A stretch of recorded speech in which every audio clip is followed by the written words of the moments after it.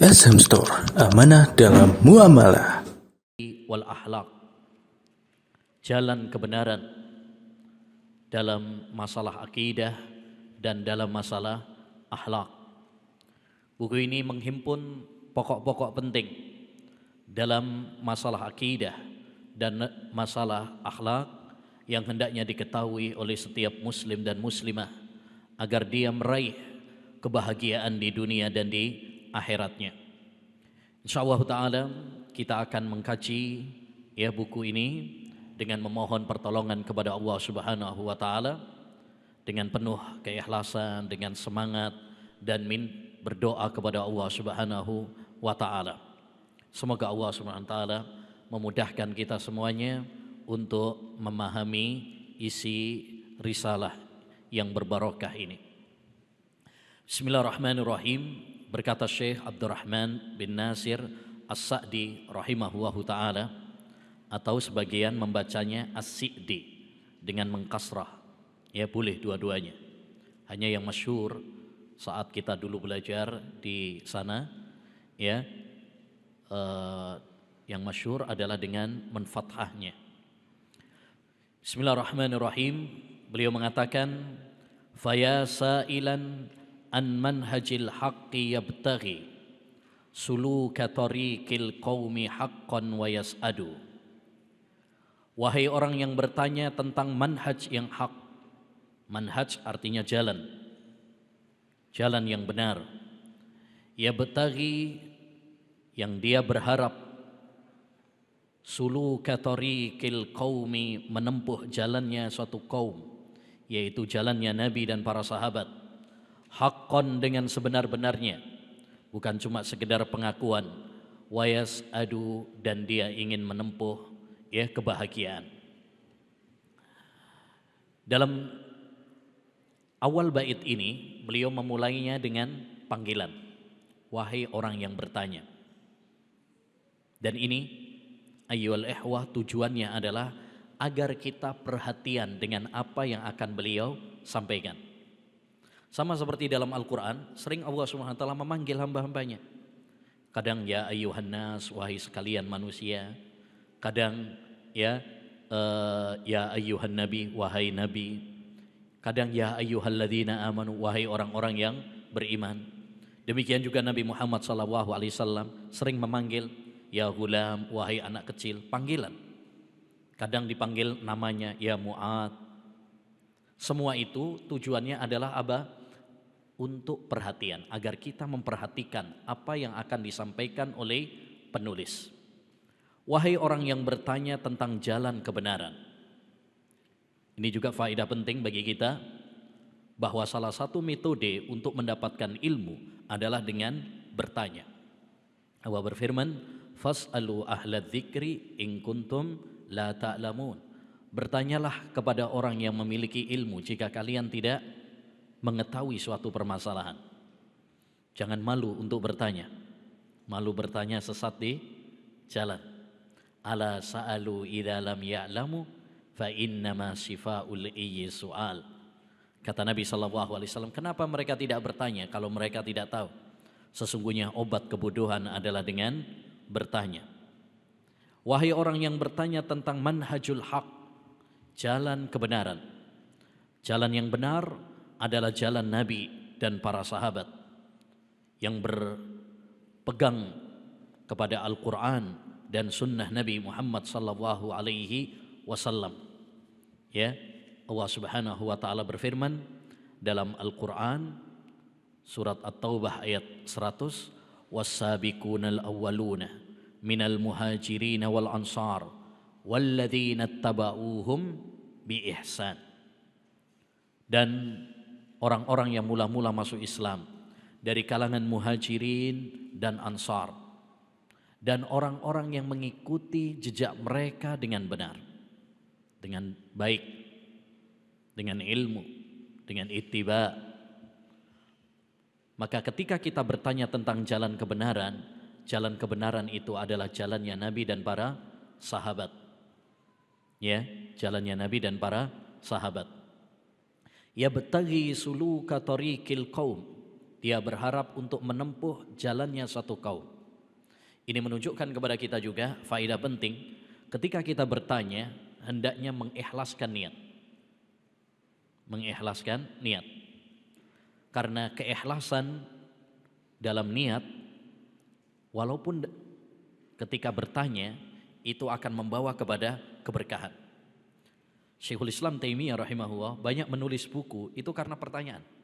Ada seorang bertanya kepada beliau, jadi buku. Ya, faedahnya apa? Keikhlasan dalam bertanya. Seorang ketika bertanya dengan ikhlas, maka Allah Subhanahu wa taala akan memberkahi pertanyaannya, menjadikan berfaedah, bermanfaat bagi orang lain. Ya. Apa niat kita ketika bertanya? Niatkan untuk menambah ilmu, menghilangkan kebodohan pada diri kita. Bukan bertanya untuk mengadu domba, bukan bertanya untuk ngetes ustadznya, ya, untuk menampakkan kekurangan ustadz dan sebagainya, ya, tidak. Tapi tujuannya adalah untuk mencari ilmu, ya, mencari ilmu. Yang kedua adalah untuk menggapai keselamatan di dunia dan kebahagiaan di akhirat. Makanya suluka tariqil qaumi haqqa. Ya, dia berharap menempuh jalan kebenaran. Ini yang kita harapkan semuanya. Ya. Kita ingin untuk menempuh jalan yang benar dengan sebenar-benarnya, mengikuti Nabi dan para sahabat dengan sebenar-benarnya, bukan cuma sekedar pengakuan semata. Makanya perhatikan dalam ayat surat At-Taubah tadi, ayat 100, Allah mengatakan apa? Walladzina taba'uhum bi ihsan. Dan orang yang mengikuti mereka dengan benar. Jadi bukan cuma sekedar ngaku-ngaku saja. Betapa banyak ahlul bid'ah yang mengaku-ngaku mengikuti Nabi dan para sahabat, ya, bahkan mengklaim diri mereka adalah ahlus sunnah, tapi hanya sekedar pengakuan semata. Ya, kullun yadda'i waslan bi Laila wa Laila la tukirru lahum bidzaka. Banyak orang mengaku punya hubungan dengan Laila, tapi Laila enggak mengakuinya. Ya. Wayas'at, dan bahagia, tujuannya dua bertanya itu. Satu, untuk mencari kebenaran, dan yang kedua adalah untuk menggapai kebahagiaan di akhirat. Karena orang yang mengikuti Al-Quran dan Sunnah, mengikuti Nabi dan para sahabat, maka dia akan bahagia hidupnya di dunia maupun di akhirat. Allah berfirman dalam surat Thaha ayat 123, "Famanittaba'a hudaya fala yadhillu wala yashqa." Barang siapa yang mengikuti petunjukku, maka dia tidak akan tersesat dan tidak akan sengsara. Bahagia itu adalah tatkala kita mengikuti Al-Quran dan Sunnah dengan pemahaman salaful ummah. Ya, bahagia itu bukan semata-mata dengan harta, tahta, wanita, narkoba, ya, tetapi bahagia itu adalah dengan iman, dengan amal saleh.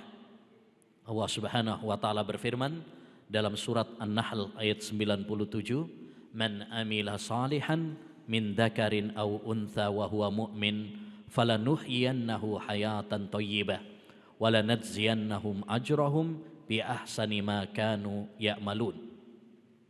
Barang siapa yang beramal saleh, baik laki-laki maupun perempuan, dan dia beriman, ya, maka kami akan memberikan kebahagiaan dalam hidupnya di dunia, dan kami akan memberikan balasan pahala yang lebih baik dari apa yang mereka lakukan di dunia.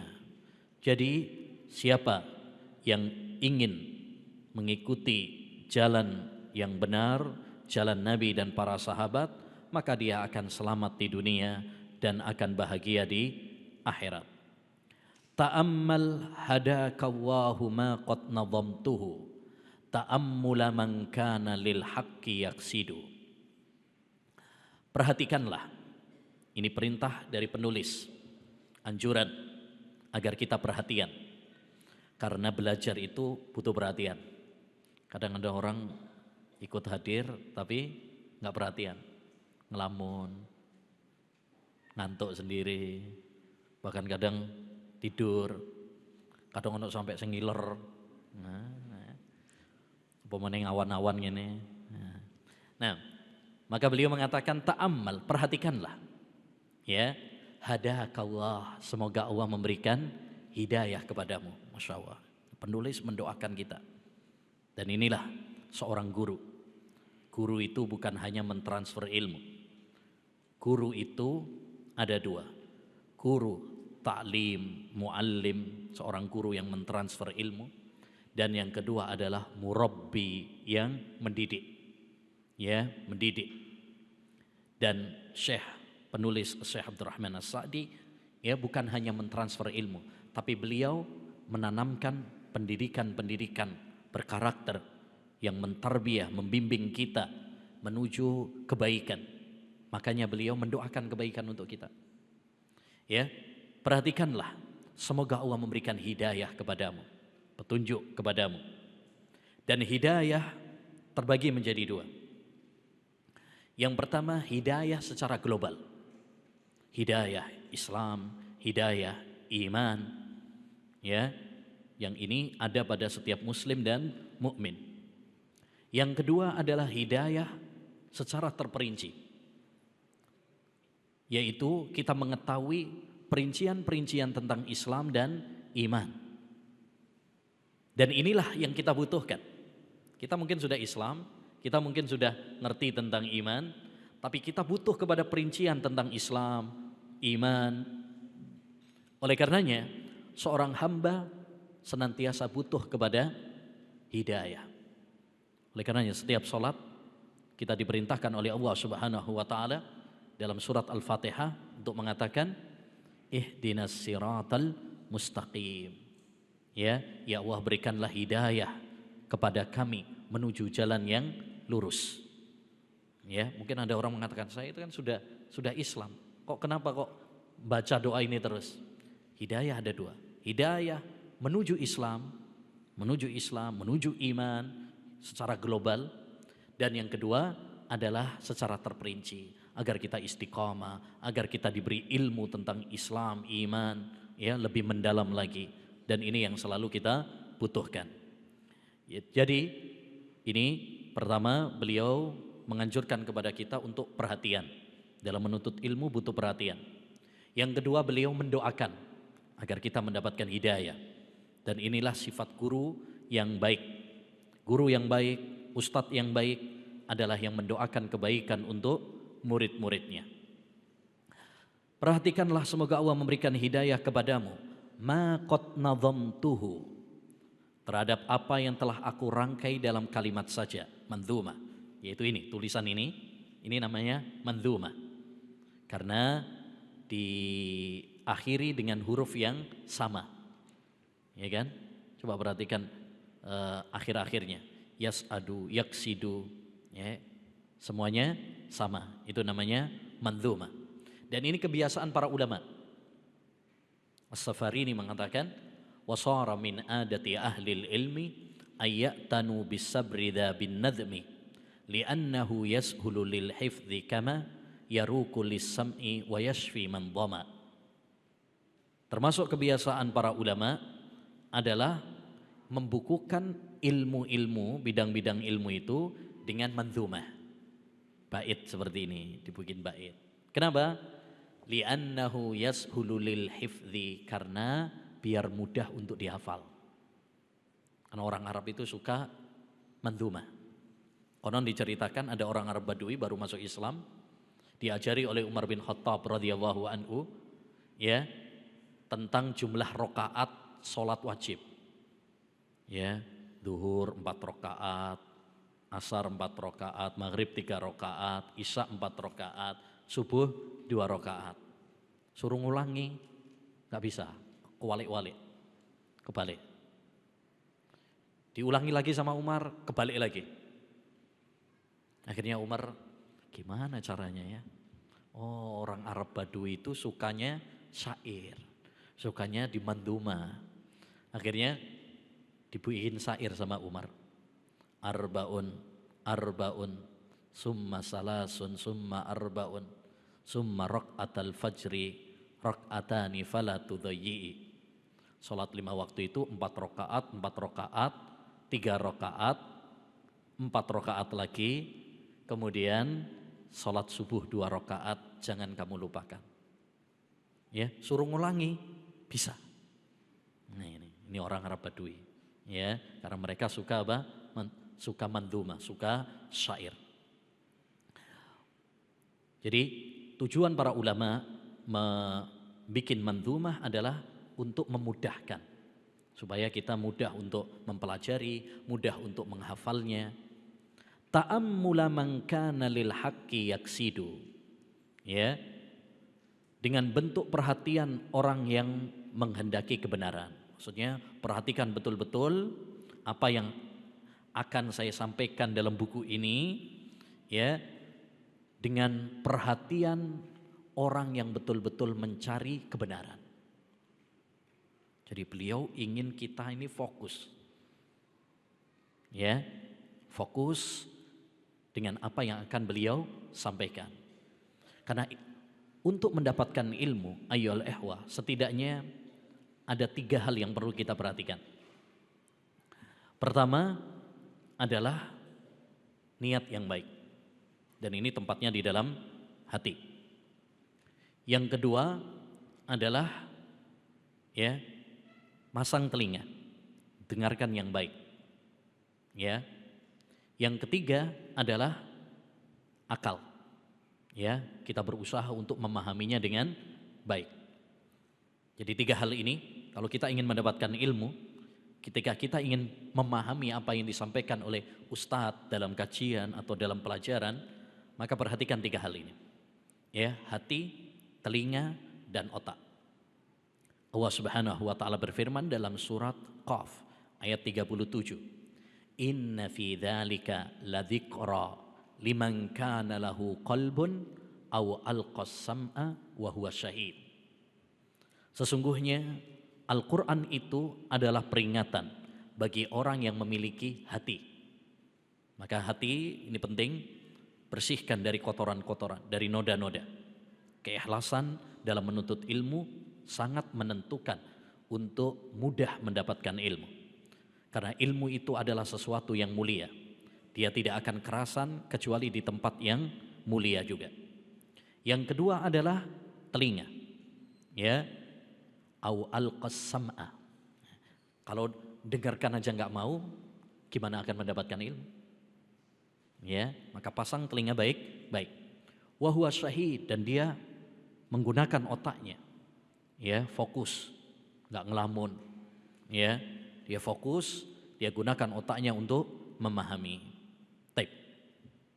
Selanjutnya, kita masuk pada pembahasan tauhid. Karena buku ini membahas 2 hal, tauhid dan akhlak. Tauhid dan akhlak. Makanya tadi judul kitabnya, ya, Mandhumatul Haq fil Aqidati wal Akhlaq. Ya, mandhumah, jalan kebenaran tentang akidah dan tentang akhlak. Karena 2 hal ini, yaitu tauhid dan akhlak, adalah satu kesatuan yang tidak bisa terpisahkan. Ya. Makanya kita kalau belajar tauhid perlu juga diiringi dengan akhlak. Jangan sampai belajar tauhid tapi tidak membuahkan akhlak yang baik. Demikian juga sebaliknya. Jangan sampai kita akhlaknya baik tapi tauhidnya rusak, nggak ada faedahnya. Ya, 2 hal ini sangat berkaitan. Selanjutnya, bait yang ketiga. Nukirru bi anna Allaha la rabba ghairuhu ilahun alal arsyil azimi mumajjadu. Kami menetapkan bahwasanya tiada Tuhan, ya, bahwasanya Allah Subhanahu wa taala tidak ada Rabb selainnya. Ilahun alal arsy, dia adalah Tuhan yang di atas arsy yang mulia, mumajjadu, ya, dia berada di atasnya. Baik. Ini yang disebut dengan apa? Tauhid rububiyah. Beliau mengawali pembahasan tauhid ini dengan tauhid rububiyah, yaitu pada kata la robba ghairuhu. Kita meyakini dengan hati kita, meyakini dengan ketundukan kita kepada Allah Subhanahu wa taala bahwa Allah Subhanahu wa taala la robba ghairuhu, tidak ada rob selainnya. Apa itu rob? Rob artinya al-khaliq, al-malik, al-mudabbir, ar-razik. Ini artinya ar-rob, yang menciptakan, yang memberi rizki, yang merajai, dan yang mengatur alam semesta ini. Tatkala kita mengatakan alhamdulillahi rabbil alamin, arti dari rabbil alamin mencakup 4. Yang pertama adalah pencipta, yang kedua adalah pemberi rizki, yang ketiga raja, dan yang keempat adalah mengatur alam semesta ini. Jadi kita meyakini bahwasanya tidak ada Rabb selain Allah Subhanahu wa taala.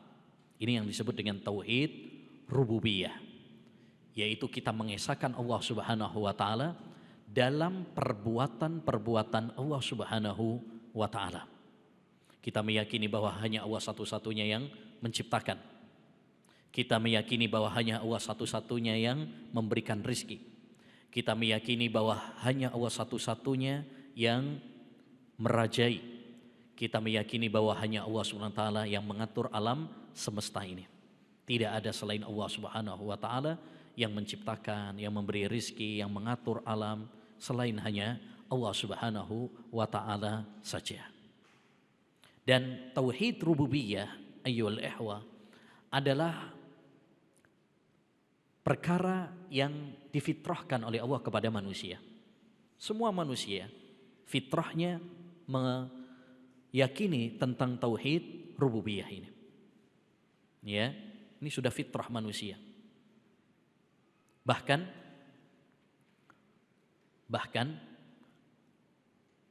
orang-orang kafir sekalipun mereka menetapkan tauhid rububiyah. Wala in sa'altahum man khalaqas samawati wal arda la yaqulun Allah. Allah Subhanahu wa taala berfirman tentang dalam surat Luqman, ya, tentang orang-orang kafir, orang-orang kufar Quraisy. Kata Allah Subhanahu wa taala, seandainya kamu bertanya kepada mereka, siapa yang menciptakan langit dan bumi? Mereka pasti akan menjawab Allah Subhanahu wa taala. Oleh karenanya, tidak ada yang mengingkari tauhid rububiyah kecuali orang yang sombong. Kecuali orang yang sombong saja. Seperti Fir'aun. Allah berfirman, wajahadu biha wastaiqanatha anfusuhum dzulmau wa uluwa. Surat An-Naml ayat 14. Mereka mengingkarinya dengan lisan-lisan mereka, padahal sebenarnya hati mereka apa? Meyakini. Cuma karena sombong saja. Fir'aun tatkala dia mengatakan ana rabbukumul a'la, itu cuma omongannya saja, tapi hatinya sebenarnya meyakini bahwa yang menciptakan, yang mengatur alam semesta hanyalah Allah Subhanahu wa taala. Oleh karenanya, ayyuhal ikhwah, sekedar tauhid rububiyah, meyakini tauhid rububiyah saja belum memasukkan orang kepada agama Islam. Orang-orang kafir Quraisy mereka juga meyakini tauhid rububiyah, tapi tetap diperangi oleh Nabi Muhammad SAW. Karena ini belum memasukkan orang kepada agama Islam. Ya, taib. Jadi ini adalah tauhid rububiyah ini sudah menjadi fitrah, sudah banyak dalil-dalilnya dalam Quran, dalam hadis, di antaranya alhamdulillahi rabbil alamin. Dalilnya banyak. Dalil akal juga begitu banyak. Ya. Secara logika tidak mungkin langit bumi tercipta dengan sendirinya, tanpa ada yang menciptakan, itu enggak mungkin. Ya, sekarang ini mikrofon ini saja pasti ada yang membuat.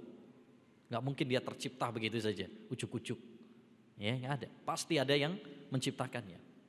Ya, pesawat atau kereta atau kapal, nggak mungkin dia berjalan sendiri begitu saja tanpa ada yang menyetirnya. Apalagi alam semesta ini. Am khuliqu min ghairi syai'in am humul khaliqun. Apakah mereka tercipta dengan sendirinya ataukah mereka menciptakan dirinya sendiri? Dua-duanya tidak mungkin. Dua-duanya tidak mungkin. Makanya pernah dengar ada kisah tentang Imam Abu Hanifah yang diajak debat dengan orang ateis. Kata Imam Abu Hanifah, tadi saya melihat ada kapal. Dia ngangkut barang, ngangkut penumpang sendiri. Ya, nyetir sendiri, melawan ombak sendiri, nurunkan penumpang sendiri, ya, menurunkan barang-barangnya sendiri. Kata orang ateisnya, mustahil, ya, omong kosong itu, dusta agama, bohong. Mana mungkin ada kapal seperti itu. Kata Abu Hanifah, kalau kalian mengatakan itu saja mustahil, kapal berjalan sendiri mustahil, ya, lantas mungkinkah langit dan bumi berjalan tanpa ada yang mengaturnya? Diam langsung. Ya, taib. Intinya ini adalah tauhid apa? Rububiyah. Kita harus meyakini bahwa hanya Allah satu-satunya yang menciptakan, hanya Allah satu-satunya yang memberi rizki, hanya Allah satu-satunya yang mengatur alam semesta ini.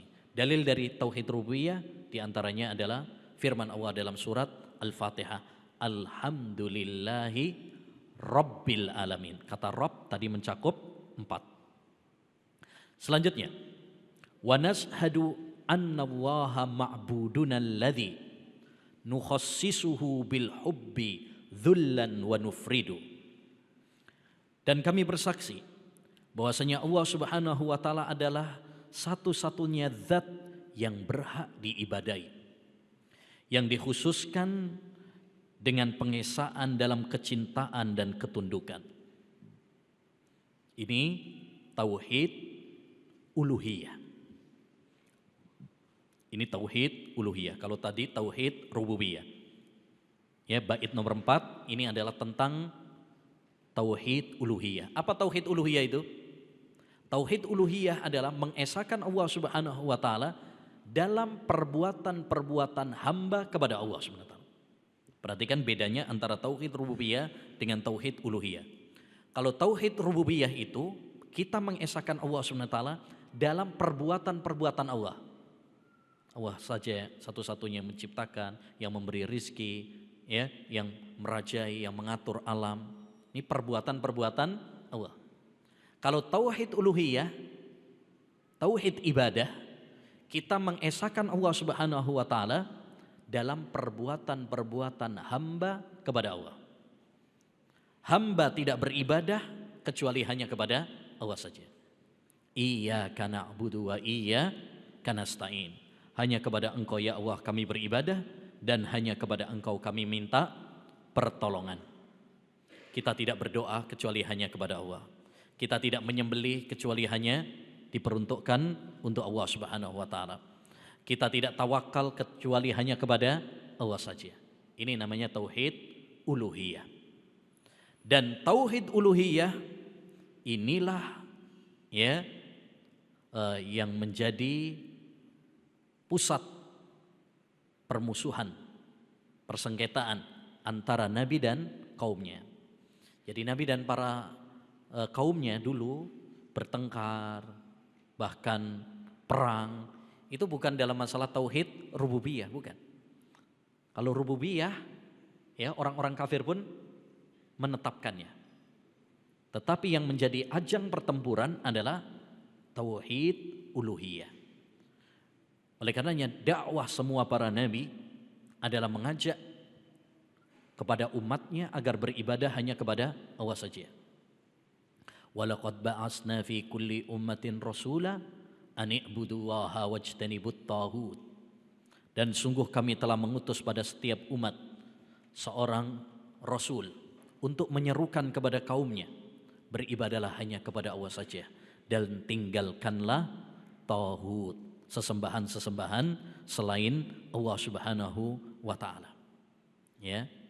Ini intisari dakwah semua para nabi. Tidak ada seorang nabi pun yang mengajak manusia untuk beribadah kepada dirinya. Termasuk Isa bin Maryam. Isa bin Maryam tidak pernah mengklaim dirinya sebagai Tuhan atau anak Tuhan. Bahkan ketika dia masih bayi dan diberi mukjizat oleh Allah bisa berbicara, kalimat yang pertama meluncur dari Nabi Isa alaihi salam saat masih bayi adalah qala inni abdullah ataniyal kitab wa ja'alani nabiyya. Saya adalah hamba Allah. Hamba, bukan Tuhan, bukan anak Tuhan. Allah memberi saya kitab, yakni Injil, dan menjadikan saya sebagai nabi. Baik. Jadi ini tauhid uluhiyah, tauhid ibadah. Tauhid ibadah, di mana kita harus menyerahkan semua bentuk ibadah hanya kepada Allah saja. Baik, apa itu ibadah? Ini penting karena banyak orang mengira ibadah itu hanya sekedar sholat, puasa. Padahal ibadah itu luas maknanya. Disebutkan oleh Syekhul Islam Taimiyah dalam kitabnya Al-Ubudiyah, ibadah adalah ismun jami'un likulli ma yuhibbuhu wa huwa yardah minal aqwali wal af'al adh-dhahira wal batinah. Ibadah adalah setiap ucapan dan perbuatan yang dicintai dan diridhai oleh Allah Subhanahu wa taala. Baik yang zahir maupun yang batin. Yang zahir yang nampak seperti sholat, ya, puasa, haji, zakat, maupun amalan-amalan yang batin. Ya, amalan-amalan yang batin. Cinta, takut, ini kan amalan-amalan batin ya, ikhlas, ya. Tawakal kepada Allah Subhanahu wa taala. Ini amalan-amalan yang batin. Itu juga termasuk ibadah. Kita menuntut ilmu seperti ini ibadah. Kita berakhlak mulia kepada orang, itu ibadah. Kita kerja mencari nafkah, itu juga ibadah. Intinya ibadah bukan hanya sekedar sholat dan puasa. Ibadah itu setiap amalan, ucapan, perbuatan yang dicintai dan diridhai oleh Allah Subhanahu wa taala, maka itu disebut sebagai ibadah, dan setiap ibadah hanya diserahkan kepada Allah semata. Bait yang kelima.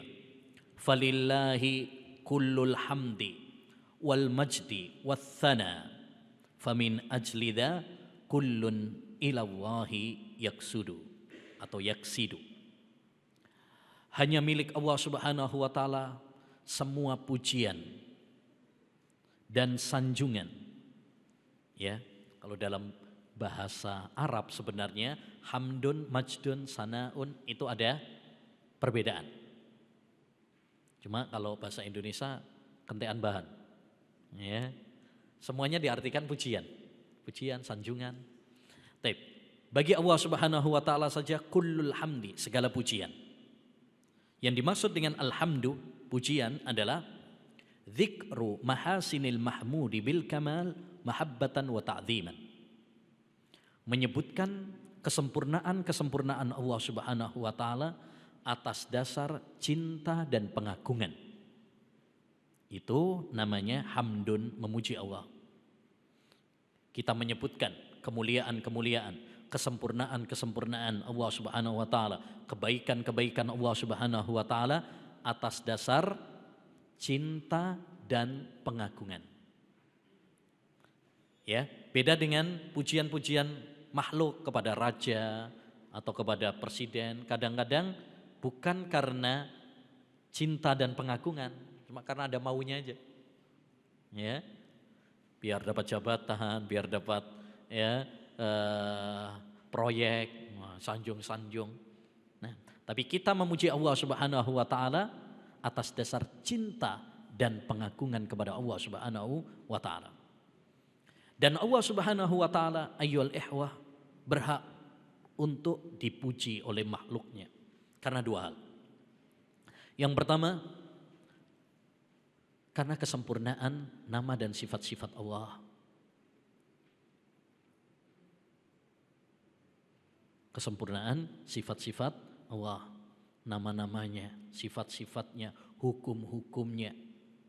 Makanya seringkali Allah Subhanahu wa taala tatkala memuji dirinya, maka dia akan menyebutkan tentang kesempurnaan sifatnya.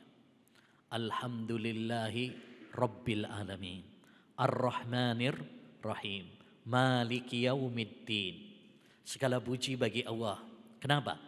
Karena Dia adalah Rabbil Alamin. Dia adalah Rabb alam semesta. Dia yang menciptakan, Dia yang merajai, Dia yang mengatur alam semesta ini. Karena Dia adalah Ar-Rahman Ar-Rahim, Maha Pengasih lagi Maha Penyayang. Karena Dia Maliki Yaumiddin, Raja di hari pembalasan. Ini alasan yang pertama kenapa Allah berhak untuk dipuji oleh hambanya. Yang kedua, kenapa Allah Subhanahu wa taala berhak untuk kita puji? Karena Allah Subhanahu wa taala banyak memberikan nikmat kepada hamba. Ya, wa in ta'uddu nikmatallahi la tuhsuha. Andaikan kalian menghitung nikmat Allah Subhanahu wa taala, kalian gak bakalan bisa menghitungnya. Saking banyaknya nikmat Allah. Semua nikmat yang kita peroleh semata-mata datangnya dari Allah. Bukan karena kehebatan kita. Bukan karena tim kita. Bukan karena kecanggihan teknologi kita. Tetapi karena anugerah dari Allah Subhanahu wa ta'ala. Wa ma bikum min ni'matin faminallah. Tidak ada satu nikmat pun yang kalian peroleh kecuali itu datangnya dari Allah Subhanahu wa ta'ala. Jadi Allah Subhanahu wa ta'ala, bagi Allah segala pujian, sanjungan dan thana. Ya. Kalau hamdun itu pujian, kalau majdun itu pujian yang luas. Kalau thana itu ketika kita mengulangi pujian. Ya, tapi itu mirip-mirip lah, mirip-mirip. Kemudian yang keenam, tusabbihuhul amlaku wal ardu was sama wa kullu jami'il khalqi haqqan wa tahmadu. Alam semesta, langit dan bumi bertasbih. Ya, serta semua makhluk benar-benar telah memuji Allah Subhanahu wa taala. Jadi semua makhluk, langit, bumi, laut, gunung, tumbuhan, batu-batuan, ya, hewan, semuanya bertasbih, menyanjung Allah Subhanahu wa taala. Dan ini harus kita imani, walaupun kita tidak mengetahui bagaimana cara bertasbihnya mereka. Allah Subhanahu wa taala berfirman dalam surat Al-Isra ayat 44. Tusabbihu lahus samawatus sab'u wal ardu wa man fihinna. Bertasbih untuk Allah Subhanahu wa taala langit yang 7 dan bumi serta orang-orang yang ada di isinya, ya, orang-orang yang ada di bumi. Wa in min syai'in illa yusabbihu bihamdih walakin la tafqahuna tasbihahum. Tidak ada sesuatu pun makhluk kecuali dia bertasbih memuji Allah Subhanahu wa taala. Hanya saja kalian tidak tahu bagaimana tasbihnya mereka. Burung-burung bertasbih, Pak. Cuma kita nggak tahu bahasanya gitu aja. Ya. Nah, sebagian ada yang meriwayatkan misalkan, jangan kalian ada riwayat dari sahabat Ibnu Umar, jangan kalian membunuh kodok. Karena kodok itu ketika berbunyi itu bertasbih kepada Allah Subhanahu wa taala. Ya. Nah, intinya ini harus kita imani. Ya, harus kita imani. Walaupun kita tidak mengetahuinya. Ya, karena kaidah dalam syariat Islam, dalam bahasa juga, al-aslu fil kalam al-haqiqah. Hukum asal dalam ucapan itu harus dibawa kepada hakikatnya. Sebagian orang nggak percaya, masa tumbuhan bisa bertasbih? Kan benda mati. Imani, kita mengimani. Rasulullah SAW pernah menyebutkan, inni la a'rifu hajaron bi Makkah kana yusallimu alayya. Dalam riwayat Muslim. Saya tahu, ya, ada sebuah batu di Mekah. Dulu dia mengucapkan salam padaku. Dia mengucapkan salam kepadaku. Para sahabat juga dulu pernah mendengar kerikil-kerikil bertasbih di tangan Nabi Shallallahu Alaihi Wasallam. Ya, kerikil-kerikil yang dibawa oleh Nabi, dia bertasbih. Didengar oleh para sahabat Nabi Muhammad SAW. Intinya semua yang ada di muka bumi ini, ya, semua makhluk mereka bertasbih, menyanjung Allah Subhanahu wa taala, memuji Allah Subhanahu wa taala. Ya, hanya saja kita tidak mengetahui bagaimana bertasbihnya mereka. Taib. Selanjutnya, tanazzaha an niddin wa kuf'in mumasilin wa an wasfi dhin nuqsani jallal muwahhidu. Maha suci Allah Subhanahu wa taala dari sifat adanya tandingan, kesetaraan, serta penyerupaan, juga dari semua sifat kekurangan. Zat yang maha mulia yang diesakan, yaitu Allah Subhanahu wa taala. Ini jadi Allah Subhanahu wa taala itu kita sucikan dari adanya tandingan. Gak ada tandingan bagi Allah Subhanahu wa taala. Allah berfirman dalam surat Al-Baqarah ayat 22, "Fala taj'alu lillahi andada." Janganlah kalian menjadikan tandingan-tandingan bagi Allah Subhanahu wa taala. Ya, jangan jadikan tandingan bagi Allah Subhanahu wa taala. Demikian juga kita meyakini tidak ada yang setara dan serupa dengan Allah. Sebagaimana Allah berfirman dalam surat Asy-Syura ayat 11. Laisa kamitslihi syai'un. Tidak ada sesuatu pun yang serupa dengan Allah Subhanahu wa taala. Atau juga dalam surat Al-Ikhlas ayat 4, walam yakul lahu kufuwan ahad. Tidak ada seorang pun yang setara dengan Allah Subhanahu wa taala. Jadi ketika kita bertasbih, subhanallah, maha suci Allah. Ya, ingatlah tatkala kita mensucikan Allah, itu mensucikan Allah dari dua hal. Satu, mensucikan Allah Subhanahu wa taala dari setara dengan makhluknya. Tidak ada yang setara dengan makhluk. Tidak ada makhluk yang setara dengan Allah Subhanahu wa taala. Tidak ada yang menyerupai Allah Subhanahu wa taala siapapun dan apapun. Jadi kita sucikan Allah. Laisa kamitslihi syai'. Ya. Kalaupun makhluk memiliki pendengaran, penglihatan, Allah juga memiliki pendengaran, penglihatan, jangan sampai kita menyamakannya dengan Allah Subhanahu wa taala. Ya. Tidak ada yang serupa. Penglihatan Allah sempurna, berbeda dengan penglihatan makhluk terbatas. Allah hidup, manusia juga hidup. Tapi kehidupan Allah sempurna, tidak seperti kehidupan makhluk. Kehidupan makhluk fana. Suatu saat pasti akan mati. Ya, demikian seterusnya. Yang kedua, ketika kita bertasbih, mensucikan Allah SWT, kita sucikan Allah dari apa?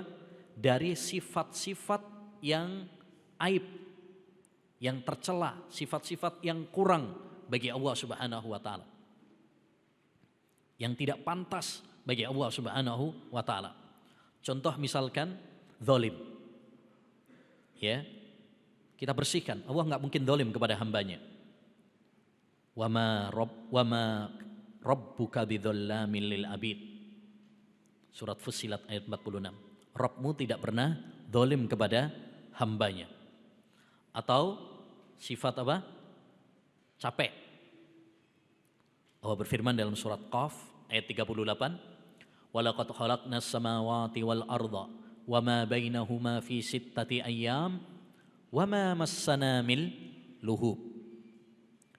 Dan sungguh kami telah menciptakan langit dan bumi serta antara keduanya, antara kedua langit dan bumi, dan tidak menimpa kami capek.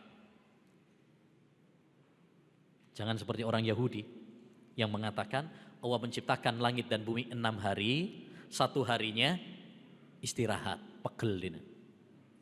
Ya, naudzubillah min dzalik. Atau sifat lupa. Ya, kita sucikan Allah SWT. Karena lupa itu adalah aib, kurang bagi Allah SWT. Wa ma kana rabbuka nasiya. Allah berfirman dalam surat Maryam ayat 64, Rabbmu tidaklah lupa. Jadi ketika kita mengucapkan subhanallah, maha suci Allah, ya, kita mensucikan Allah dari dua hal. Pertama, mensucikan Allah SWT dari setara, serupa dengan makhluknya. Tidak ada makhluk pun yang serupa, ya, yang sama dengan Allah Subhanahu wa taala. Yang kedua, kita sucikan Allah Subhanahu wa taala dari sifat-sifat yang aib, kurang, tidak pantas bagi Allah Subhanahu wa taala, seperti sifat zalim, seperti sifat lemah, seperti lupa, seperti pegel, ya, dan lain sebagainya, dari sifat-sifat yang tidak pantas bagi Allah Subhanahu wa taala. Baik, kita lanjutkan bait yang ke-8. Wa nusbitu ahbaras sifati jami'aha wa nabra'u min ta'wili man kana yajhadu. Kita, yakni Ahlus Sunnah wal Jamaah, menetapkan ahbaras sifat, berita-berita, dalil-dalil yang berkaitan dengan sifat-sifat Allah Subhanahu wa taala, jami'aha, semuanya. Bukan hanya sebagian, semuanya. Ya. Wa nabra'u, dan kami berlepas diri, min ta'wili man kana yajhadu, dari takwil, penyelewengan orang-orang yang mengingkarinya. Ya. Jadi akidah Ahlus Sunnah wal Jamaah dalam masalah tauhid asma wa sifat ini sudah masuk pada bagian yang ketiga, yaitu apa? Tauhid asma wa sifat. Tadi sudah beliau bahas tauhid rububiyah, kemudian dibahas juga tauhid uluhiyah, dan sekarang masuk pada tauhid asma was sifat. Tauhid asma was sifat yaitu kita meyakini, menetapkan nama dan sifat-sifat yang ditetapkan oleh Allah dalam Al-Quran dan ditetapkan oleh Rasulullah SAW dalam hadis-hadisnya yang sahih, tanpa menyerupakannya dengan makhluk. Ini akidah Ahlus Sunnah wal Jamaah dalam masalah tauhidul asma wa sifat. Allah berfirman dalam surat Asy-Syura ayat 11. Dan ini ayat yang merupakan kaidah dalam tauhid asma wa sifat yang harus kita pegang erat-erat. Laisa kamitslihi syai'un wa huwas samiul basir. Tidak ada sesuatu pun yang serupa dengan Allah Subhanahu wa taala. Ini bantahan kepada orang-orang yang menyerupakan Allah dengan makhluk, yang mengatakan turunnya Allah sama seperti turunnya makhluk, tangannya Allah seperti tangannya makhluk. Nah, ini terbantahkan dengan ayat yang mulia ini. Wa huwas samiul basir, dan Allah Subhanahu wa taala itu maha mendengar lagi maha melihat. Ini bantahan kepada kaum Mu'attilah yang mengingkari sifat-sifat Allah Subhanahu wa taala. Ya, hanya dengan alasan apa? Kalau kita tetapkan nanti sama dengan makhluknya. Allah tahu bahwa makhluk mendengar dan melihat, tapi Allah tetapkan wa huwas samiul basir. Ini menunjukkan kalau kita menetapkan apa yang ditetapkan oleh Allah, bukan berarti kemudian menyamakannya dengan makhluk. Makanya Nu'aim bin Hammad, gurunya Imam Al-Bukhari rahimahullah, pernah mengatakan, man syabbahallaha bi khalqihi faqad kafar. Siapa yang menyerupakan Allah dengan makhluknya, maka dia telah kufur. Wa man ankara wa man jahada ma wasafa Allahu bi nafsihi faqad kafar. Siapa yang mengingkari sifat yang Allah tetapkan, maka dia juga telah kafir. Walaysa isbatu ma wasafa Allahu bi nafsihi tashbiha. Dan tidaklah menetapkan apa yang Allah tetapkan itu berarti menyerupakan Allah dengan makhluknya. Ketika kita mengatakan Allah mendengar, melihat, bukan berarti menyamakan Allah dengan makhluknya. Tapi Ahlus Sunnah mengatakan Allah mendengar, Allah melihat, Allah punya tangan, Allah turun, tapi pendengaran dan penglihatan Allah tidak sama dengan makhluknya. Allah punya tangan, tapi tangannya Allah tidak sama seperti makhluknya. Begitu Ahlus Sunnah wal Jamaah. Dan beliau mengatakan jami'ah, semuanya. Tidak cuma sebagian-sebagian. Seperti orang-orang Asy'ariyah yang hanya menetapkan 7 sifat atau 20 sifat. yang lainnya tidak ditetapkan. Ahlussunnah wal Jamaah tidak. Selama itu ada dalilnya dalam Al-Quran dan Sunnah, maka kita tetapkan. Ya, tidak membeda-bedakan.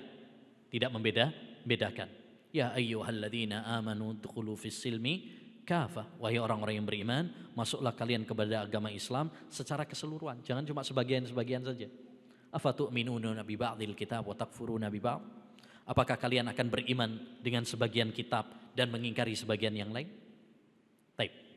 Kemudian wa nabra'u min ta'wili man kana yajhadu. Kita berlepas diri, Ahlussunnah berlepas diri dari takwil, maksudnya di sini tahrif, penyelewengan, penyimpangan makna dari orang-orang yang mengingkari sifat-sifat Allah Subhanahu wa taala. Dan tahrif terbagi menjadi dua. Tahrif lafaz. Ya, seperti Ar-Rahmanu 'alal arsy istawa, mereka ganti dengan istaula. Istawa diganti dengan istaula. Ini tahrif, penyelewengan secara lafaz. Istawa kemudian istaula. Istawa artinya tinggi di atas arsy-nya. Kalau istaula menguasai. Ada tambahan lam. Istawa kemudian istaula, ada tambahan lam.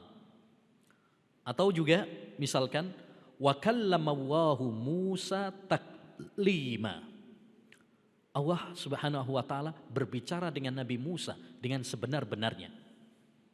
Allah berbicara kepada Nabi Musa. Di situ wa kallamallahu, Allah berbicara. Rafa itu fa'il, Allah yang berbicara. Sebagian orang merubah. Wa kallamallaha Musa. Musa berbicara dengan Allah. Karena mereka tidak percaya Allah itu punya sifat apa? Berbicara. Jadi dirubah harokatnya. Wa kallamallaha Musa. Yang berbicara siapa? Musa. Adapun Allah tidak berbicara. Ya, ini namanya tahrif lafaz. Yang kedua adalah tahrif makna. Maknanya yang diselewengkan. Seperti misalkan yadun, tangan, diartikan dengan kekuasaan, kudrah. Atau yanzilu rabbuna, Allah turun ke langit dunia, diartikan rahmat Allah yang turun, malaikat Allah yang turun. Ini namanya penyimpangan, penyelewengan dalam makna. Ya, dalam makna. Dua-duanya keliru. Ya, dua-duanya keliru. Ahlussunnah wal Jamaah menetapkan apa yang ditetapkan oleh Allah. Ya, tanpa menyerupakannya dengan makhluk, tanpa menyelewengkan makna. Karena menyelewengkan makna ini adalah kebiasaan ahlul kitab. Yuharrifunal kalima an mawadhi'ih.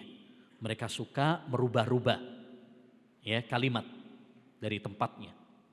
Ya, seperti dulu orang-orang Yahudi diperintahkan oleh Allah mengatakan hittah. Hittah. Hittah itu artinya Allahumma khtut anna khotoyana. Ya Allah, ampunilah dosa-dosa kami. Hittah. Pakai ta yang ditasdid. Hittah.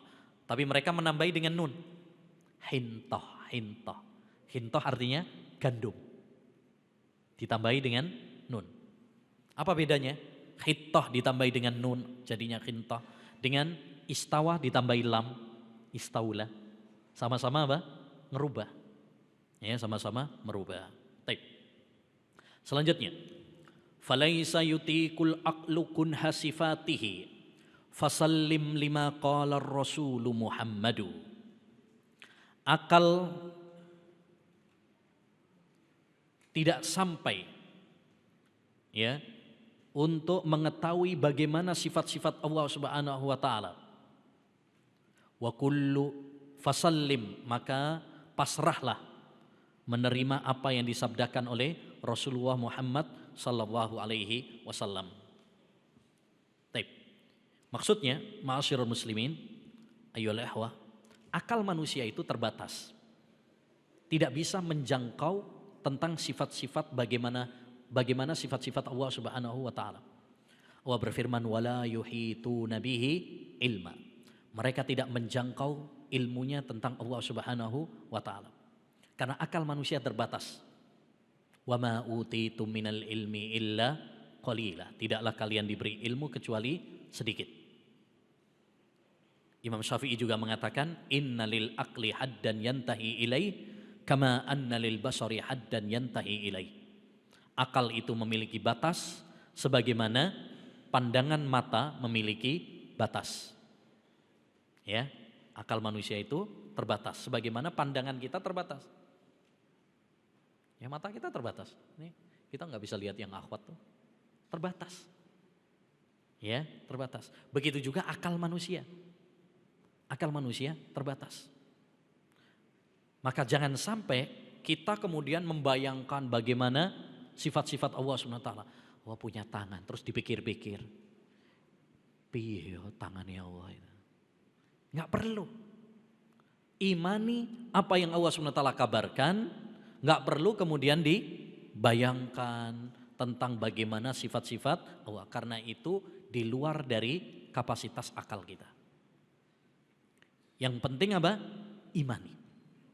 Makanya pernah ada seorang datang kepada Imam Malik rahimahullah, kemudian mengatakan, wahai Imam, Allah berfirman Ar-Rahmanu 'alal arsy istawa.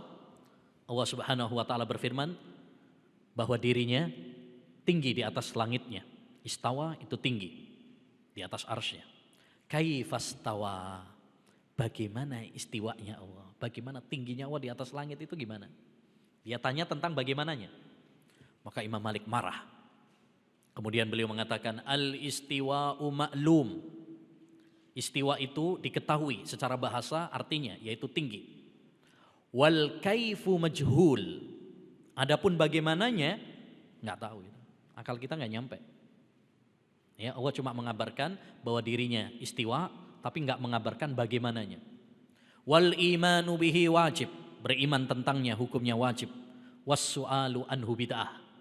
Nanya-nanya tentang bagaimananya itu adalah pertanyaan yang bid'ah. Gak pernah ditanyakan oleh para sahabat.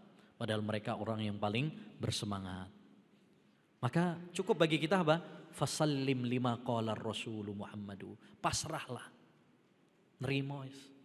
Ya, tunduk, patuh, nerima apa yang dikatakan oleh Rasulullah SAW. Sebagaimana kata Imam Az-Zuhri.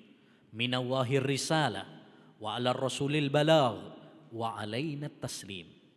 Dari Allah risalah itu. Dan Nabi menyampaikan.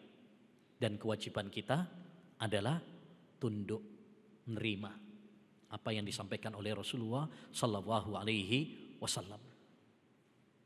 Enggak usah mengingkari, enggak usah membagaimanakan, enggak usah bikin spekulasi-spekulasi, ya. Kalau Allah Subhanahu wa taala turun ke langit dunia, entar arasnya kosong dong.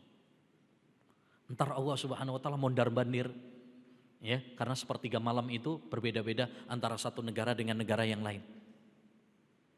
Ini tinggalkan. Ya, hal-hal seperti itu was-was dari setan. Kewajiban kita hanyalah beriman. Ya, kewajiban kita hanyalah taat, ya, menerima apa yang disampaikan oleh Allah dan Rasul-Nya. Setelah kita memahami tentang tauhidul asma wa sifat yang dibangun di atas isbat, menetapkan apa yang ditetapkan oleh Allah dan Rasul-Nya dalam hadisnya yang sahih. Yang kedua, tidak menyamakannya dengan makhluk. Kemudian tidak merubah-rubah maknanya. Kemudian tidak membagaimanakannya. Ya.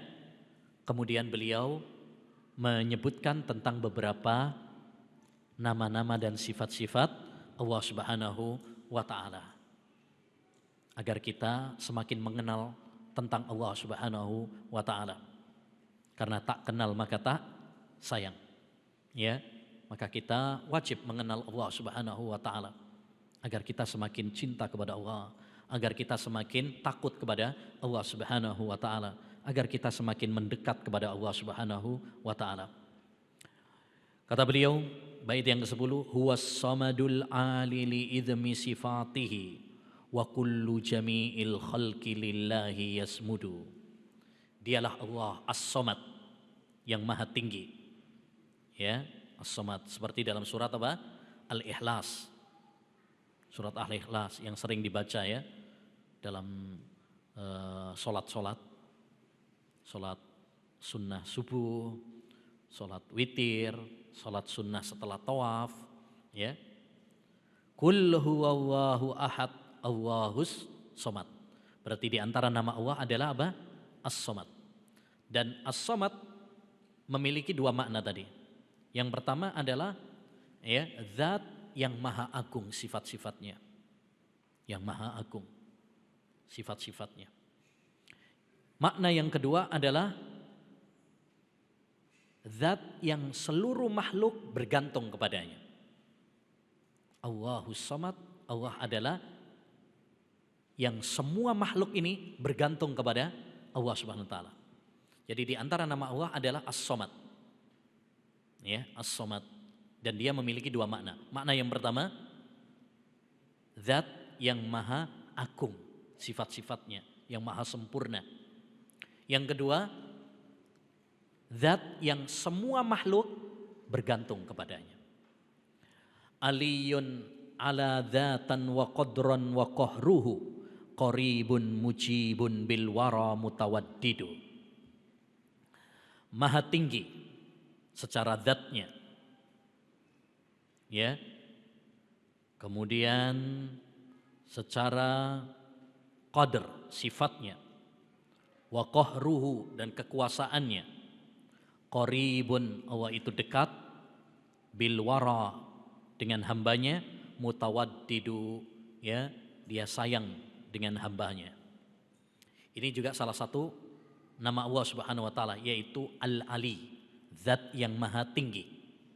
Seperti dalam surat Al-Baqarah di akhir surat ayat kursi, ayat yang paling agung dalam Al-Qur'an, Allah berfirman, wa huwal aliyul azim. Allah itu zat yang maha tinggi. Nah, makna zat yang maha tinggi, Allah itu maha tinggi, terbagi menjadi tiga, kata beliau. Yang pertama, tinggi zatnya. Jadi zat Allah tinggi, yaitu tinggi di atas arasy-Nya. Makanya di antara akidah Ahlus Sunnah wal Jamaah, kita meyakini bahwa Allah Subhanahu wa taala di atas arsy, tinggi di atas arasy-Nya. Ar-Rahmanu 'alal arsis tawa. Ya, demikian juga hadis-hadis dalam masalah ini banyak, mutawatir, dibukukan oleh para ulama. Para ulama juga sepakat bahwa Allah itu tinggi di atas langitnya. Fitrah, akal, semuanya mengatakan Allah itu tinggi di atas langitnya. Bahkan seorang ulama madhab Syafi'i pernah mengatakan, fil Qur'ani alfu dalilin tadullu ala fauqiyatillahi jalla wa'ala. Di dalam Al-Quran itu terdapat 1000 dalil yang menunjukkan bahwa Allah Subhanahu wa taala tinggi di atas langitnya. Ya, bukan di mana-mana. Ya, bukan di mana-mana. Seperti klaim orang-orang Jahmiyah. Yang kedua adalah tinggi sifatnya. Tinggi sifatnya. Jadi sifat-sifat Allah itu tinggi. Lebih tinggi, lebih sempurna. Walillahil mathalul a'la, bagi Allah permisalan yang lebih tinggi. Ya.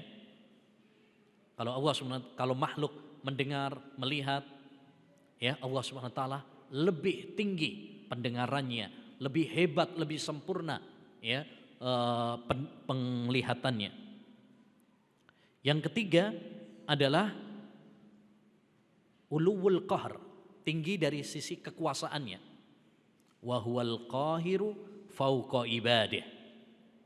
Allah berfirman dalam surat Al-An'am ayat 18 bahwa Allah itu al-qahir fauqa ibadih, yaitu berkuasa, perkasa, tidak ada yang bisa mengalahkannya. Ya, tidak ada yang bisa mengalahkannya. Jadi sifat tinggi bagi Allah SWT itu ada 3. Tinggi zatnya, tinggi sifatnya, dan tinggi kekuasaannya. Taib. Qaribun mujibun bil wara mutawaddidu. Sekalipun Allah SWT tinggi di atas langitnya, tapi Allah itu apa? Qaribun mujib, dekat dengan hambanya. Ya, sebagaimana Allah berfirman dalam surat Al-Baqarah ayat 186, wa idza sa'alaka ibadi anni fa inni qarib ujibu da'watad da'i idza da'an. Jika para hambaku bertanya tentang aku, maka jawablah aku itu apa? Dekat. Aku mengabulkan doa orang-orang yang berdoa kepadaku. Jadi Allah tinggi di atas langitnya, tapi Allah dekat. Ya, dekat dengan mengabulkan ya doa para hambanya. Ya. Nah, bukan berarti dekat itu berarti Allah SWT ada di mana-mana atau bersatu dengan Tuhan, manunggaling kawulolan Gusti, tidak. Ini pemikiran yang sesat dan menyesatkan. Ya. Yang dipahami oleh Al-Hululiyah, Ittihadiyah, Wahdatul Wujud. Ya. Nah, tapi kita meyakini Allah di atas langitnya, tapi Allah dekat dengan hambanya, yaitu mengawasinya, ya, melihatnya, menolongnya, ya, dan lain sebagainya. Oleh karenanya ayyuhal ikhwah, para ulama menyebutkan ma'iyah, kebersamaan Allah itu ada dua macam. Kebersamaan secara umum, ma'iyah amma, jadi Allah melihat, Allah mengawasi, ini secara umum. Taib. Yang kedua, ma'iyah secara khusus, kebersamaan secara khusus, yaitu menolong, menjaga, ini khusus bagi orang-orang yang beriman. Taib. Huwal hayyu wal qayyumu dzul judi wal hina wa kullu sifatil hamdilillahi tusnadu. Dialah Allah Subhanahu wa taala, zat yang maha hidup, ya, yang maha hidup dan berdiri sendiri mengurusi makhluknya. Allah Subhanahu wa taala zat yang maha pemurah lagi maha kaya, dan semua sifat yang terpuji disandarkan kepada Allah Subhanahu wa taala. Ini dua nama Allah Subhanahu wa taala yang mulia juga. Di antara nama-nama Allah adalah Al-Hayyu Al-Qayyum. Allah adalah zat yang maha hidup. Wa tawakkal 'alal hayyil ladzi la yamut. Bertawakallah kepada zat yang maha hidup yang tidak mungkin mati. Berbeda dengan manusia, walaupun mereka punya sifat kehidupan, tapi kehidupannya apa? Fana. Ya, sementara. Berbeda dengan ya kehidupan Allah Subhanahu wa taala. Al-Qayyum, zat yang berdiri sendiri. Ya. Nah, tidak butuh kepada hambanya. Hamba yang butuh kepada Allah Subhanahu wa taala. Makanya tatkala Allah mengabarkan wa ma khalaqtul jinna wal insa illa liya'budun, tidaklah saya ciptakan jin dan manusia kecuali agar mereka beribadah kepadaku. Kata Allah apa? Ma uridu minhum mir rizkin. Aku enggak butuh hambaku itu memberi makan, memberi rizki kepadaku. Ya. Karena akulah zat yang maha memberi rizki. Dzul judi wal ghina. Allah itu zat yang pemurah. Banyak memberikan nikmat, semua nikmat yang kita rasakan, kita bisa bernafas, kita bisa makan, termasuk kita bisa hadir menuntut ilmu di majelis ini, semuanya adalah karena kemurahan dan kasih sayang Allah Subhanahu wa taala. Allah berfirman dalam surat An-Nahl ayat 53, "Wa ma bikum min nikmatin faminallah." Tidak ada satu nikmat pun yang kalian peroleh kecuali itu datangnya dari Allah. Jadi Allah maha pemurah lagi maha kaya. Makhluk yang butuh kepada Allah SWT. Allah berfirman dalam surat Fatir ayat 15. Ya ayyuhan nas antumul fuqara'u ilallah wallahu huwal ghaniyul hamid. Wahai sekalian manusia, kalianlah orang-orang yang fakir, yang butuh kepada Allah SWT. Sedangkan Allah SWT ya maha kaya. Taib. Kemudian bait 13. Ahata bikullil khalqi ilman wa qudratan wa birran wa ihsanan fa iyyahu na'budu. Allah Subhanahu wa taala meliputi makhluknya dari sisi ilmu, kemudian kekuasaan, kebaikan, maka hanya kepada Allah Subhanahu wa taala saja kita beribadah. Jadi Allah meliputi ilmunya. Ya. Allah Subhanahu wa taala maha mengetahui, ilmunya meliputi segala sesuatu. Walaupun kita berada di tengah malam yang gelap gulita, listrik mati, ya, walaupun kita berada di tengah hutan, di tengah lautan, nggak ada orang yang melihat, tapi Allah Subhanahu wa taala apa? Mengetahuinya. Allah berfirman, la ya'zubu anhu mithqalu dzarratin fis samawati wala fil ard. Tidak ada yang terlewatkan dari Allah Subhanahu wa taala ya, sebiji sawi pun, sekecil apapun yang di langit maupun yang di bumi. Bahkan dedaunan yang jatuh di tengah malam yang gelap Allah tahu. Ya. Taib. Kemudian kudrah, Allah juga maha kekuasaannya meliputi segala sesuatu. Sebagaimana Allah berfirman dalam surat Al-Baqarah ayat 20. Innallaha ala kulli syai'in qadir. Sesungguhnya Allah SWT maha mampu atas segala sesuatu. Ya, ikhwan, ini kalau kita menanamkan hal ini pada diri kita, kita akan mengagungkan Allah. Dan kita akan merasa selalu diawasi sama Allah SWT. Karena Allah maha melihat, mengawasi, mengetahui apapun yang kita lakukan. Walaupun istri kita nggak tahu, anak kita nggak tahu, orang tua kita nggak tahu, ustadz kita nggak tahu, teman kita nggak tahu, yakinlah Allah Subhanahu wa taala maha mengetahui. Makanya mengetahui nama dan sifat-sifat Allah Subhanahu wa taala itu sangat penting sekali. Kata para ulama ussalaf, man kana billahi a'raf kana lillahi ahwaf. Siapa yang semakin mengenal Allah, maka dia akan semakin takut sama Allah Subhanahu wa taala. Fa iyyahu na'budu, maka hanya kepada Allah saja kita beribadah. Iyyaka na'budu wa iyyaka nasta'in. Hanya kepada Engkau ya Allah kami beribadah, dan hanya kepada Engkau kami minta pertolongan. Dan ini ayyul ihwah yang disebut oleh para ulama ahli bahasa Arab dengan sighatul hasr, pembatasan. Hanya kepada Engkau kami beribadah.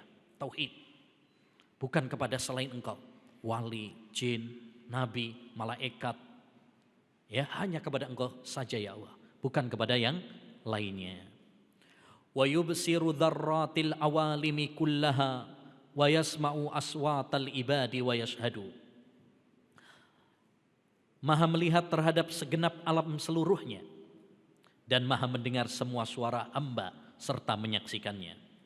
Ini juga di antara sifat yang perlu kita tanamkan pada diri kita, bahwa Allah Subhanahu wa taala maha melihat dan Allah maha mendengar.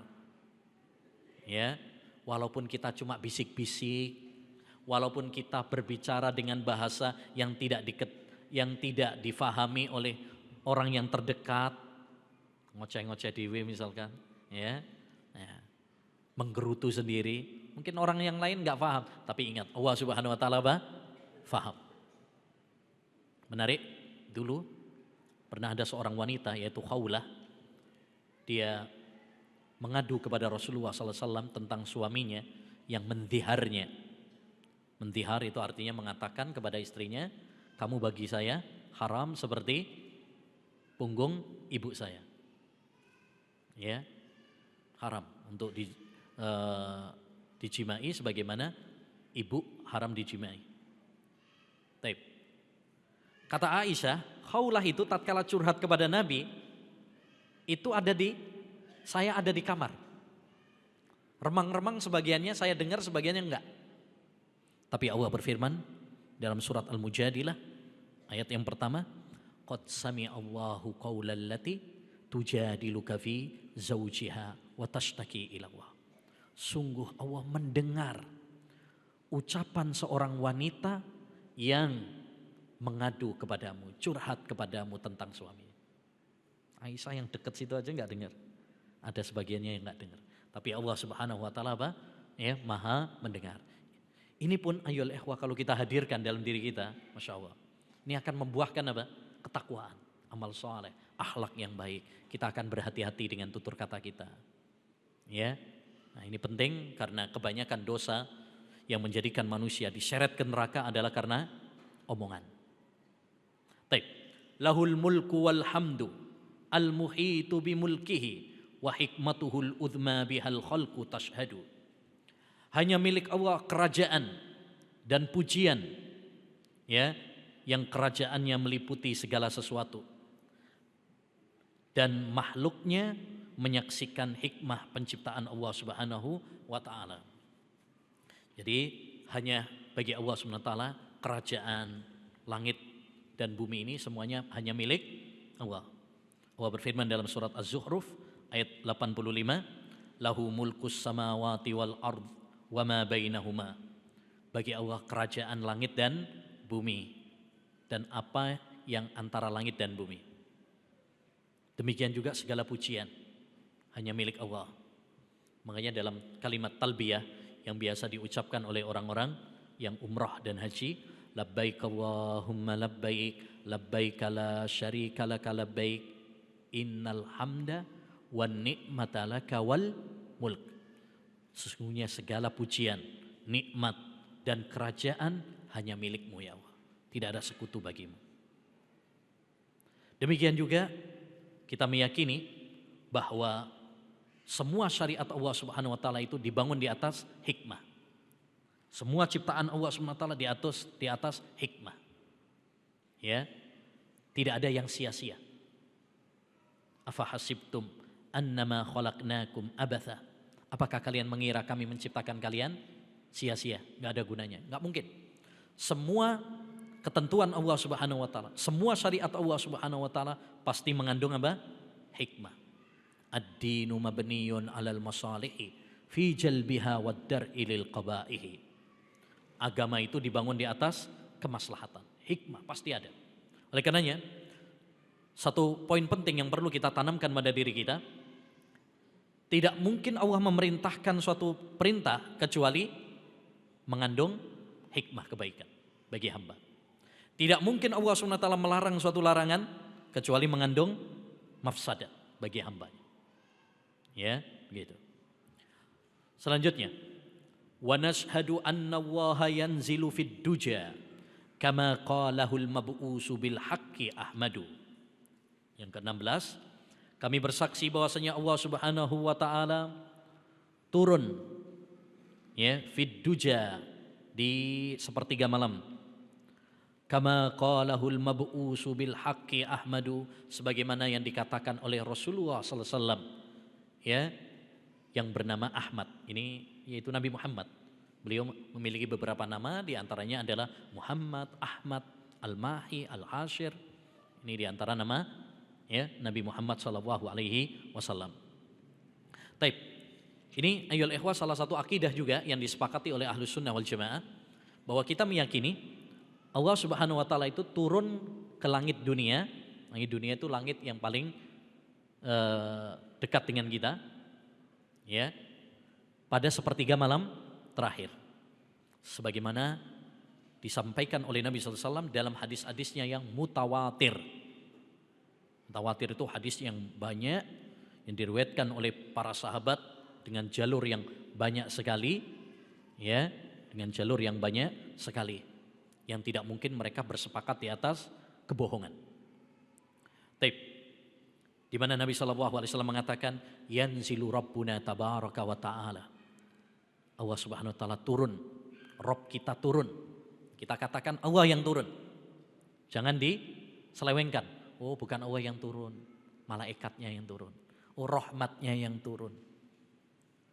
Karena tidak ada yang lebih fasih daripada Nabi Muhammad SAW. Apalagi kalau kita fahami dengan kalimat setelahnya.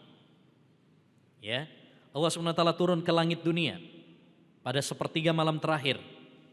Fayaqul, perhatikan ini. Lalu Allah mengatakan, may yad'uni fa astajibalah. Siapa yang berdoa kepadaku saya akan kabulkan. May yas'aluni fa u'tiyah. Siapa yang minta kepadaku saya akan penuhi. May yastaghfiruni fa aghfiralah. Siapa yang minta ampun kepadaku saya akan ampuni. Mungkinkah malaikat mengatakan seperti itu? Enggak mungkin. Mungkinkah rahmat yang mengatakan seperti itu? Enggak mungkin.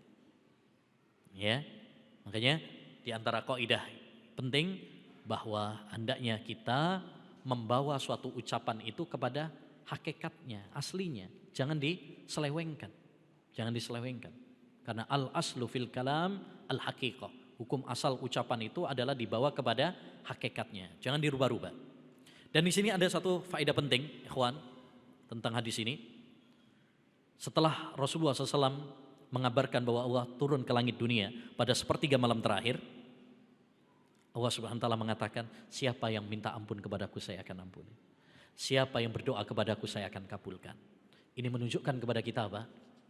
bahwasanya kita tatkala belajar tauhid, tatkala belajar akidah, jangan cuma hanya sekedar teori saja. Tapi hendaknya pelajaran akidah itu membuahkan kita amal soleh, membuahkan kita akhlak yang mulia. Ya, jangan cuma pintar belajar akidah terus untuk berdebat, tapi sholat malam nggak pernah, sholat subuh kebablasan terus, ya, masbuk terus, ya. Nah, ini berarti ada yang salah dalam dia belajar akidah. Ya, akidah yang benar membuahkan ibadah, amal saleh dan akhlak yang mulia. Taib selanjutnya. Bait 17. Wa nashhadu anna Allaha arsala rusulahu bi ayatihi lil khalqi tahdi wa turshidu. Dan kami bersaksi bahwasanya Allah Subhanahu wa taala mengutus para utusannya dengan membawa ayat-ayat. Ayat-ayat itu tanda-tanda kekuasaan Allah bagi makhluknya. Tahdi wa turshidu, untuk memberi petunjuk dan bimbingan kepada hamba. Ini masuk kepada iman kepada para rasul.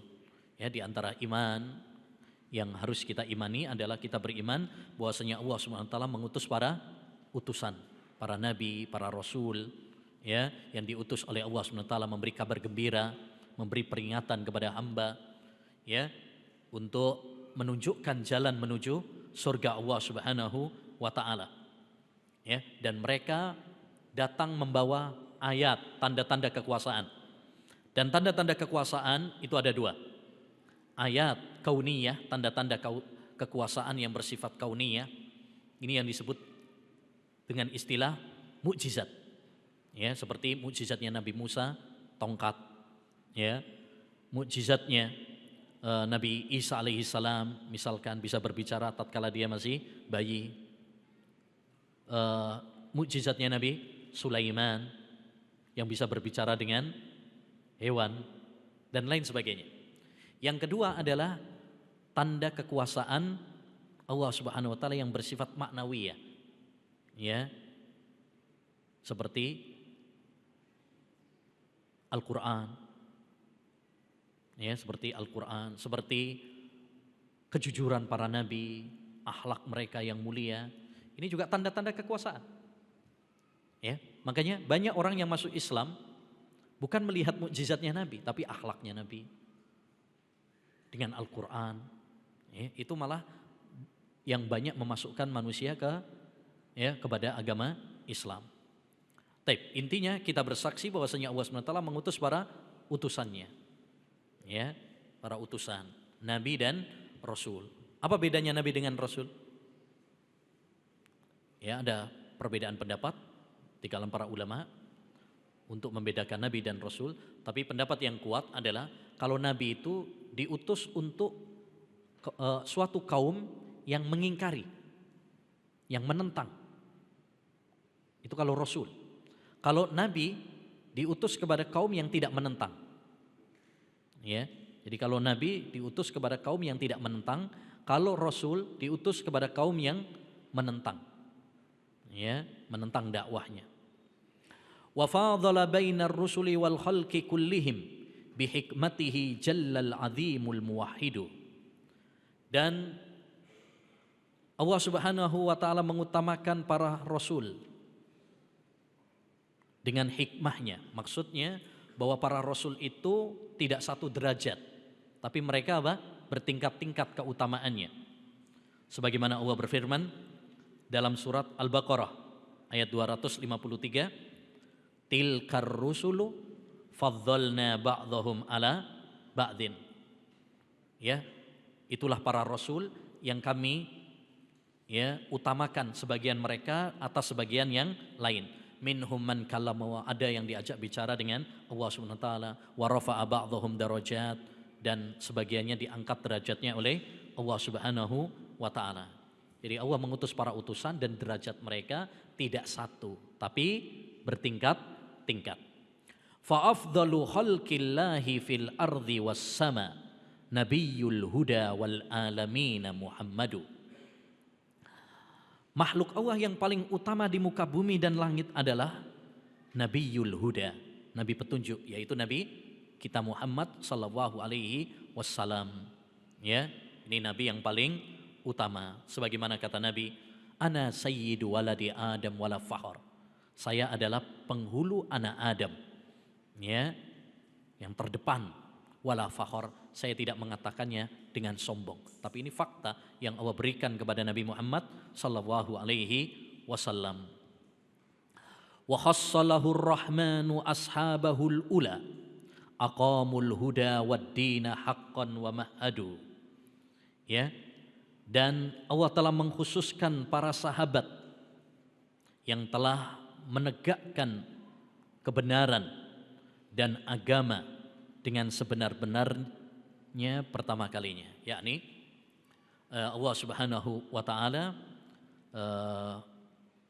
memberikan kepada Nabi Muhammad para sahabat Nabi yang mulia, ya, yang menolong agama Allah Subhanahu wa taala, yang disebutkan oleh Allah Subhanahu wa taala, kuntum khaira ummah, kalian adalah sebaik-baik umat. Demikian juga Nabi Muhammad, khairun nasi qarni, sebaik-baik manusia adalah generasiku, yaitu generasi para sahabat. Dan sahabat definisinya adalah man laqiyan nabiyya sallallahu alaihi wasallam mu'minan bihi wa mata ala dzalik. Sahabat adalah setiap orang yang bertemu dengan Nabi Muhammad sallallahu alaihi wasallam dan dia beriman kepada Nabi sallallahu alaihi wasallam dan mati dalam keimanan. Itu namanya sahabat. Setiap orang yang beriman, setiap orang yang berjumpa dengan Nabi, beriman kepada Nabi dan mati dalam keadaan iman.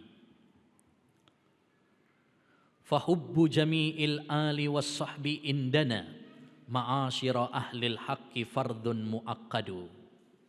Maka mencintai seluruh ahlul bait. Ahlul bait maksudnya adalah keluarga Nabi Muhammad SAW yang beriman kepada Nabi Muhammad SAW, istri-istrinya, cucunya, anak-anaknya, paman-pamannya yang masuk Islam seperti Abbas, seperti juga siapa lagi? Hamzah. Adapun yang tidak beriman maka tidak masuk, ya. Seperti Abu Jahal atau Abu Lahab atau juga Abu Talib, tidak masuk. Baik, mencintai semua ahlul bait dan semua sahabat menurut kami, yaitu Ahlus Sunnah wal Jamaah, hukumnya adalah wajib. Ya, sebagaimana dikatakan oleh Nabi Muhammad SAW, hubbul ansari iman wa buhdhuhum nifaq. Mencintai para sahabat Ansar itu adalah keimanan, dan membenci mereka adalah kemunafikan. Mencintai para sahabat Ansar adalah keimanan, dan membenci mereka adalah kemunafikan. Oleh karenanya Ahlus Sunnah wal Jamaah, sikap mereka terhadap para sahabat, satu, mencintai. Kita wajib mencintai para sahabat, tidak boleh membenci satu pun. Yang kedua, kewajiban bagi kita adalah mendoakan kebaikan untuk para sahabat. Setiap kali disebut para sahabat kita doakan radhiyallahu anhu, semoga Allah meridhoinya. Sebagaimana dalam ayat walladzina ja'u min ba'dihim yaquluna rabbana ighfir lana wa li ikhwanina alladzina sabaquna bil iman. Dan orang-orang yang datang setelah Muhajirin dan Ansar, mereka mendoakan, ya Allah ampunilah kami dan orang-orang yang mendahului kami dalam keimanan. Dan jangan kamu jadikan kedengkian di dalam hati kami terhadap orang-orang yang beriman. Jangan sampai seperti orang-orang Syiah, Rafidhah yang memusuhi, benci, bahkan melaknat para sahabat, mengkafirkan para sahabat. Yang ketiga, hendaknya bagi kita adalah tidak mencela para sahabat. Ya, la tasubbu ashabi, jangan kalian mencela para sahabatku. Bahkan kata Nabi, man sabba ashabi fa alaihi la'natullah wal malaikah wan nasi ajmain. Siapa yang mencela para sahabatku, maka Allah akan melaknatnya, malaikat akan melaknatnya, dan semua manusia akan melaknatnya. Nah, ini kecaman keras kepada kaum Syiah Rafidah yang membenci kepada para sahabat, mencela para sahabat, terutama kepada Abu Bakar Siddiq, kepada Umar bin Khattab radhiyallahu an. Kemudian yang keempat adalah hendaknya bagi kita tidak mengungkit-ungkit perselisihan, persengketaan yang terjadi di kalangan para sahabat.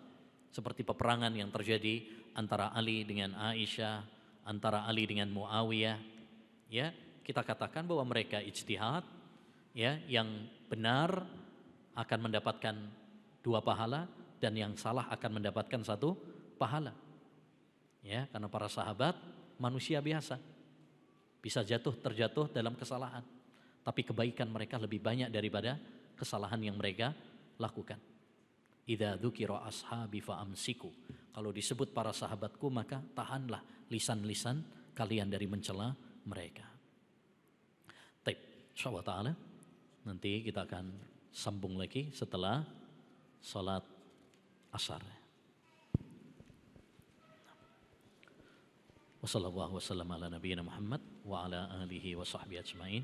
Assalamualaikum warahmatullahi wabarakatuh.